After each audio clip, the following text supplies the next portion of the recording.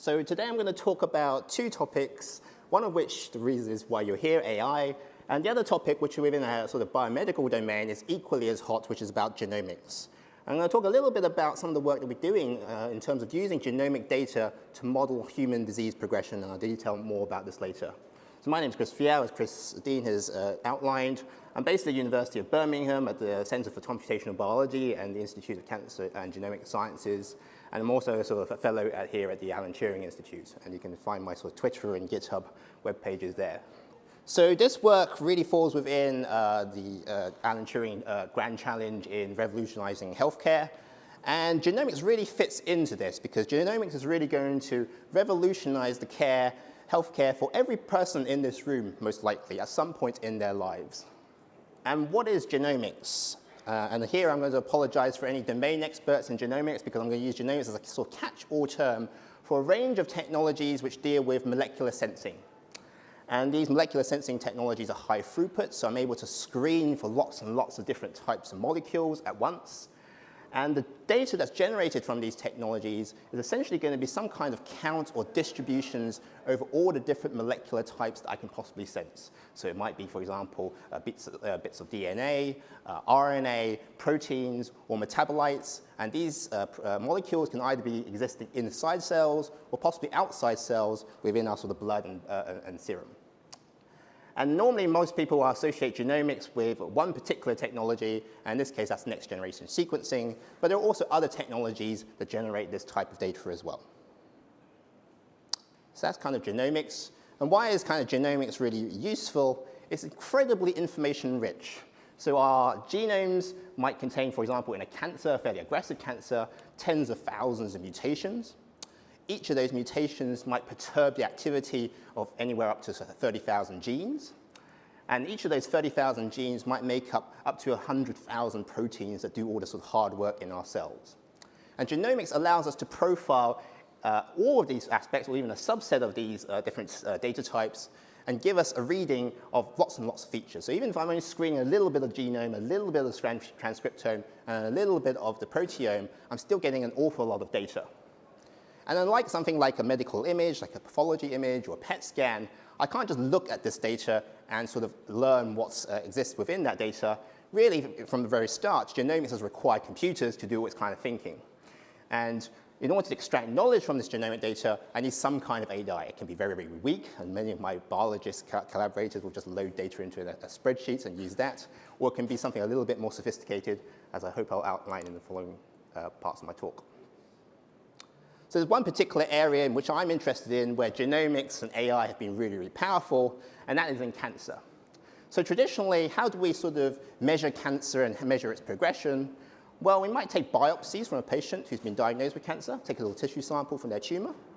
We might then cut a slice from it, and then a pathologist, trained experts, might look at an image of that tissue sample under the microscope, look at the constitution of the cells in that tissue, and then determine what type of a grade that tumor forms. And this is kind of a qualitative score.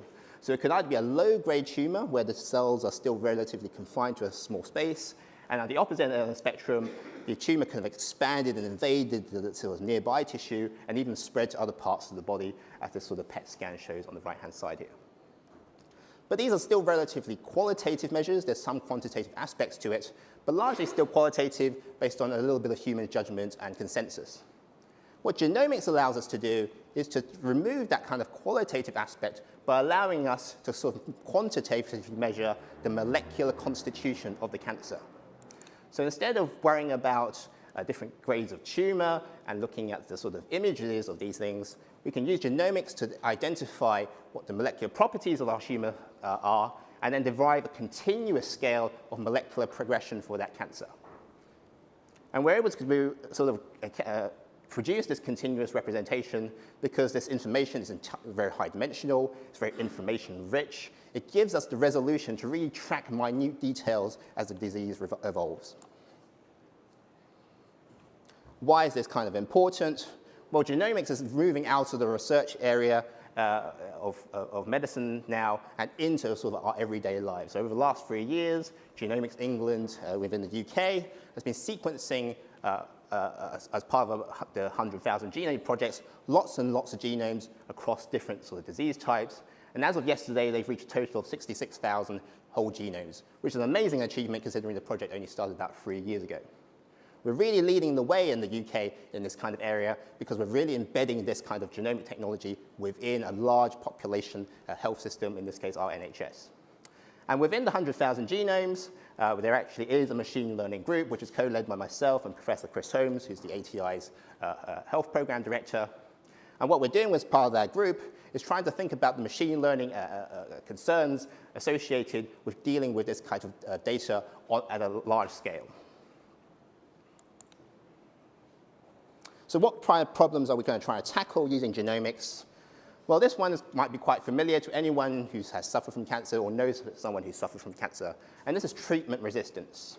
So chemotherapy is a very standard treatment for cancer, and it's a pretty brutal therapy. You know, most chemotherapy agents are essentially DNA damaging, they just kill cells, and they kill cancer cells as well as healthy cells. So people who have undertaken chemotherapy treatment, really don't feel particularly well. But it's worth it if actually the chemotherapy treats your disease. It leads to a reduction in the size of your tumor, in some cases even the eradication of the tumor.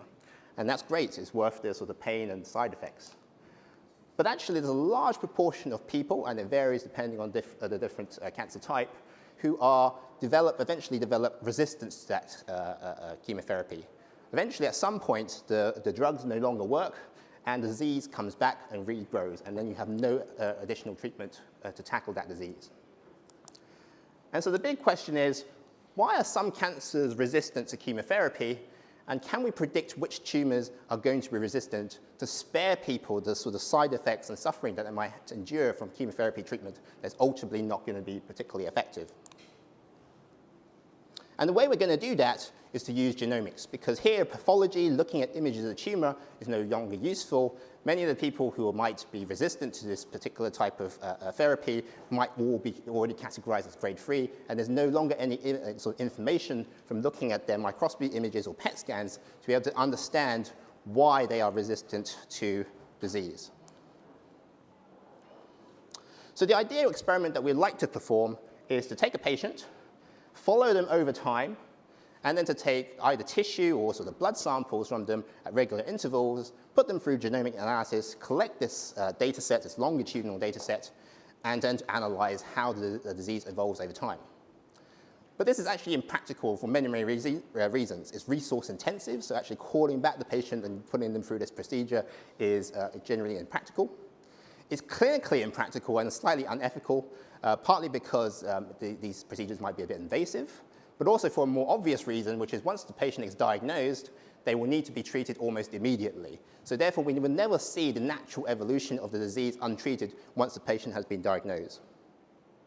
It might also take a huge amount of time. So for example, disease recurrence in breast cancer might take years, so you have to follow these patients potentially for years, and that's logistically difficult. And as a result, the few studies that have followed patients over time tend to produce very, very low numbers, very, very small data sets, which makes it difficult for us to do any sort of useful learning. So in a real-world scenario, what we're restricted to doing is taking a cross-sectional snapshot of the population. So we're going to gather all the cancer patients we can, do some genomic analysis on a single, perhaps, biopsy of their particular tumor. And then we're going to try and use that data set, even though we don't follow the patients over time, to learn something about the evolution of the disease. And we're going to do that by trying to integrate all the information across these data sets, across the population that we've kind of studied. Now, in a typical kind of setup, what we might do is to essentially line up all these patients by their diagnosis state, and then follow these patients, not using sort of genomics, but just following them to see what their outcome is from the dates they're diagnosed. But this doesn't kind of make sense if we actually have the genomic information, because this genomic information gives us very high resolution about data about the state of their particular disease. So instead, we might redefine the sort of start point of their disease in terms of molecular progression, or what we call a pseudotime, and actually define the start point of their disease from their sort of genomics, and then reevaluate how that disease changes over time and when it recurs in terms of the molecular constitution of that tumor. So we want to go from a sort of typical setup where we might sort of delineate the entry point of the patients in the study in terms of their diagnostic date to an entry point which is based on their molecular constitution. And so the problem is here that we actually don't know what this pseudo-time scale is that we need to map all this sort of data onto. So the problem is here, we will have to tackle an unsupervised learning problem where we have this set of cross-sectional data, and we want to map it onto some kind of pseudo-time scale, which we don't really know, and then to identify these different potential disease trajectories which are associated with arbitrary numbers of subtypes. In this particular case, in this particular talk, I'm going to assume that we know what the subtypes are, but the more general problem is that we don't know what the subtypes are. And we're only able to sort of tackle this problem by exploiting the fact that in our sort of population, the patients are not synchronized. So every patient will present at their sort of GP or doctor for diagnosis at a slightly different time in the progression of their disease. And we're going to exploit the fact that there's this asynchrony to learn a little bit about the overall dynamics of the disease in the population. How are we going to do this? Well, what we're going to try and do is to identify in this high-dimensional space in which this genomic data exists, a manifold or a substructure in that manifold in which all these data points sit. And this manifold exists because the data can't vary arbitrarily. It has to obey certain constraints because all these cells that we're sort of measuring have to be viable, they have to be able to survive, and that constrains the sort of variability in the data. And what we're trying to do in this high-dimensional genomic space is to identify this manifold that follows disease progression. And the way we're going to do that mapping is via something known as Gaussian processes, and people who went to the tutorial session this morning will know something a little bit about that.